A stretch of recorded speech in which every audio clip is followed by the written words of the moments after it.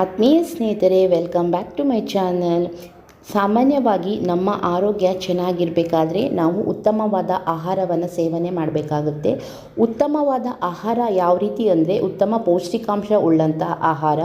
ಅದರಲ್ಲಿ ವಿಟಮಿನ್ಸ್ ಇರ್ಬೋದು, ಪ್ರೋಟೀನ್ಸ್ ಇರ್ಬೋದು, ಮಿನರಲ್ಸ್ ಇರ್ಬೋದು ಮತ್ತು ಫೈಬರ್ ಕಂಟೆಂಟ್ಸ್ ಇರುವಂಥ ಆಹಾರವನ್ನು ಸೇವನೆ ಮಾಡಿದರೆ ನಮ್ಮ ಆರೋಗ್ಯ ಚೆನ್ನಾಗಿರುತ್ತೆ. ಅದರ ಜೊತೆಗೆ ವ್ಯಾಯಾಮ ಕೂಡ ಅತ್ಯಗತ್ಯ ಮತ್ತು ವಿಶ್ರಾಂತಿ, ನಮ್ಮ ದೇಹಕ್ಕೆ ವಿಶ್ರಾಂತಿನೂ ತುಂಬಾ ಮುಖ್ಯವಾಗಿರುತ್ತೆ. ದಿನಕ್ಕೆ 7 ರಿಂದ 8 ಗಂಟೆ ನಾವು ಮಿನಿಮಮ್ ಆದರೂ ನಿದ್ರೆಯನ್ನು ಮಾಡಬೇಕಾಗುತ್ತೆ.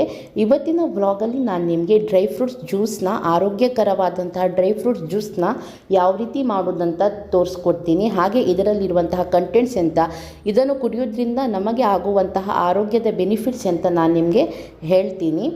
ಇವಾಗ ನಾವು ಡ್ರೈ ಫ್ರೂಟ್ಸ್ ಜ್ಯೂಸಿಗೆ ಬೇಕಾದಂಥ ಇಂಗ್ರೀಡಿಯೆಂಟ್ಸ್ ಅಂದರೆ 2 ಒಣ ಖರ್ಜೂರ, 3 ಖರ್ಜೂರ, 2 ಅಂಜೀರ್, ಹಾಗೆ 7 ರಿಂದ 8 ಗೋಡಂಬಿ, 7 ರಿಂದ 8 ಬಾದಾಮ್, ಅಷ್ಟೇ ಪ್ರಮಾಣದಲ್ಲಿ ಒಣ ದ್ರಾಕ್ಷಿಯನ್ನು ಕೂಡ ಹಾಕಬೇಕು.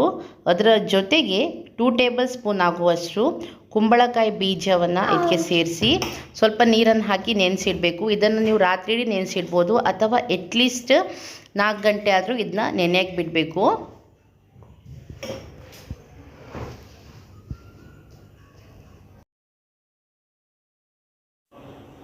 ಬಾದಾಮ್ನಲ್ಲಿ ತುಂಬಾ ಹೆಲ್ತ್ ಬೆನಿಫಿಟ್ಸ್ ಇದೆ. ಇದರಲ್ಲಿ ಆರೋಗ್ಯಕರವಾದ ಹೆಲ್ದಿ ಫ್ಯಾಟ್ಸ್ ಇದೆ, ಆಮೇಲೆ ನಾರಿನಂಶ ಇದೆ, ಪ್ರೋಟೀನ್ಸ್, ಮ್ಯಾಗ್ನೀಷಿಯಮ್ ಮತ್ತು ವಿಟಮಿನ್ ಇ ಅಂತ ಕಂಟೆಂಟ್ಸ್ ಇದರಲ್ಲಿದೆ. ಇದರಲ್ಲಿ ನಮಗೆ ಸಿಗುವಂತಹ ಲಾಭ ಏನಂದರೆ, ಬೆನಿಫಿಟ್ಸ್ ಅಂದರೆ ಇದು ರಕ್ತದಲ್ಲಿರುವಂತಹ ಶುಗರ್ ಲೆವೆಲನ್ನು ಕಡಿಮೆ ಮಾಡುತ್ತೆ ಮತ್ತು ಬ್ಲಡ್ ಪ್ರೆಷರ್ ಆಗಿರ್ಬೋದು, ಕೊಲೆಸ್ಟ್ರಾಲ್ ಇರ್ಬೋದು, ಇದನ್ನೆಲ್ಲ ಕಡಿಮೆ ಮಾಡುತ್ತೆ.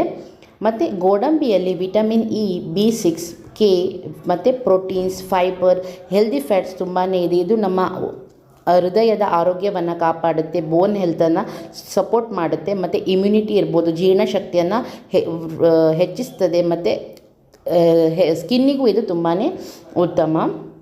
ಮತ್ತು ಅಂಜೀರಲ್ಲಿ ಹೈ ಪೊಟ್ಯಾಷಿಯಮ್ ಕಂಟೆಂಟ್ಸ್ ಇದೆ. ಇದು ತುಂಬಾ ಬೆನಿಫಿಟ್ ಇದೆ. ಯಾಕಂದರೆ ಇದು ಬ್ಲಡ್ ಪ್ರೆಷರ್ನ ಕಂಟ್ರೋಲ್ ಮಾಡುತ್ತೆ, ನಮ್ಮ ಹೃದಯದ ಆರೋಗ್ಯವನ್ನು ಇಂಪ್ರೂವ್ ಮಾಡುತ್ತೆ ಮತ್ತು ತುಂಬಾ ಇದರಲ್ಲಿ ಗ್ರೇಟ್ ಸೋರ್ಸ್ ಆಫ್ ಎನರ್ಜಿನೂ ಇದರಲ್ಲಿ ಇದೆ.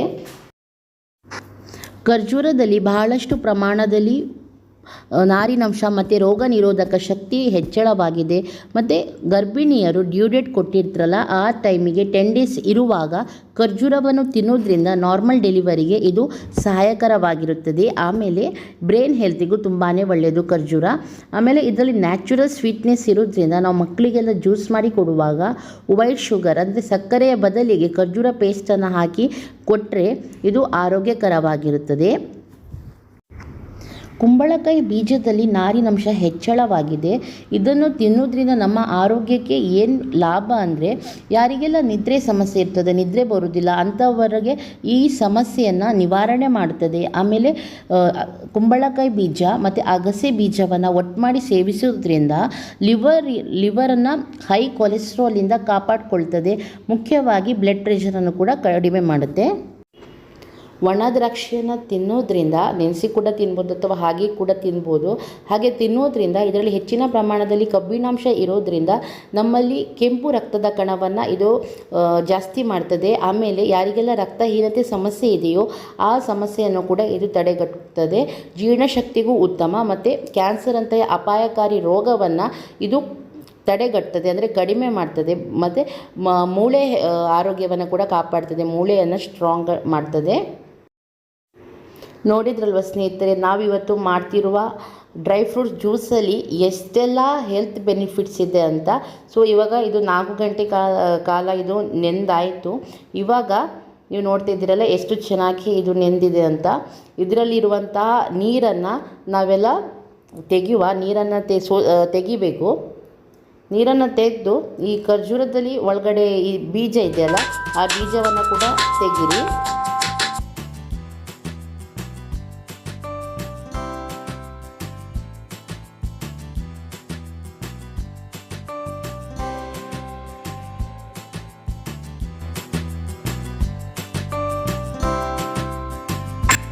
ಆಮೇಲೆ ಒಂದು ಮಿಕ್ಸಿ ಜಾರಿಗೆ ಇದನ್ನು ಹಾಕಿ ಸ್ವಲ್ಪ ಹಾಲನ್ನು ಹಾಕಿ ಈ ರೀತಿ ಗ್ರೈಂಡ್ ಮಾಡ್ಕೊಳ್ಬೇಕು.